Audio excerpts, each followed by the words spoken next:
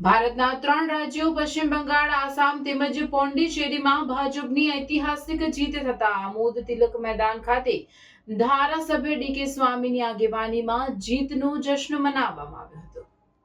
ધારાસભ્ય ડીકે સ્વામીએ કાર્યકરોને મીઠાઈ ખવડાવી મોઢું મીઠું કરાવ્યું હતું। આમોદ તાલુકા ભાજપ પ્રમુખ દીપક ચૌહાણ, મહામંત્રી મયુરસિંહ રાજ, આમોદ શહેર ભાજપ પ્રમુખ મિથુન મોદી, મહામંત્રી ભાવિક પટેલ સહિતના લોકોએ ધારાસભ્ય ડીકે સ્વામીને મીઠાઈ ખવડાવી હતી।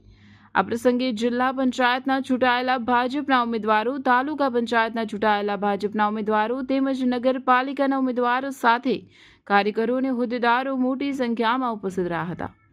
3 રાજ્યોમાં થયેલી જીત બદલ તિલક મેદાન ખાતે ફટાકડાની આતિશબાજી કરી વાતાવરણ ગજવી મૂક્યું હતું। આ પ્રસંગે ધારાસભ્ય ડીકે સ્વામીએ પશ્ચિમ બંગાળ, આસામ અને પોંડિચેરીમાં ભાજપની ભવ્યાતિભવ્ય જીત થઈ તે બદલ 3 રાજ્યના કાર્યકર્તાઓને અભિનંદન પાઠવ્યા હતા। તેમજ ભારતીય જનતા પાર્ટીના સ્થાપક અને બંગાળના વતની એવા ડોક્ટર શ્યામ પ્રસાદ મુખર્જીને પશ્ચિમ બંગાળમાં થયેલી ઐતિહાસિક જીત બદલ વિશેષ શ્રદ્ધાંજલિ આપી હતી।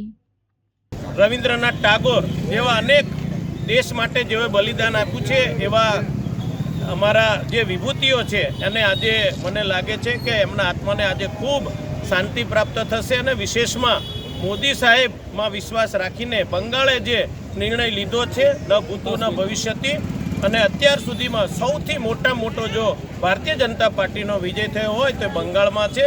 તો આ નિમિત્તે હું ગુજરાતના સરકારના અમારા ભૂપેન્દ્રભાઈ પટેલે પણ આખા એ દેશના અને બંગાળના કાર્યકર્તાઓને ખૂબ શુભેચ્છા પાઠવી છે। અને અમે આમોદ શહેર અને આમોદ તાલુકાના સૌ કાર્યકર્તાઓ આજના દિવસે અમે ફટાકડા ફોડીને મીઠાઈ વેચીને આ ભવ્ય વિજયને અમે વધાવીએ છીએ, શુભેચ્છા પાઠવીએ છીએ।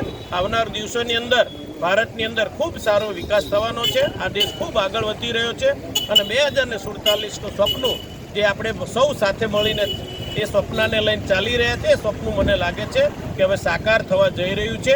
તો આજે જ્યારે ભારતીય જનતા પાર્ટીનો બંગાળ, આસામ અને પોંડિચેરીમાં જે વિજય થયો છે એ બદલ સૌ કાર્યકર્તાઓને શુભેચ્છા પાઠવું છું।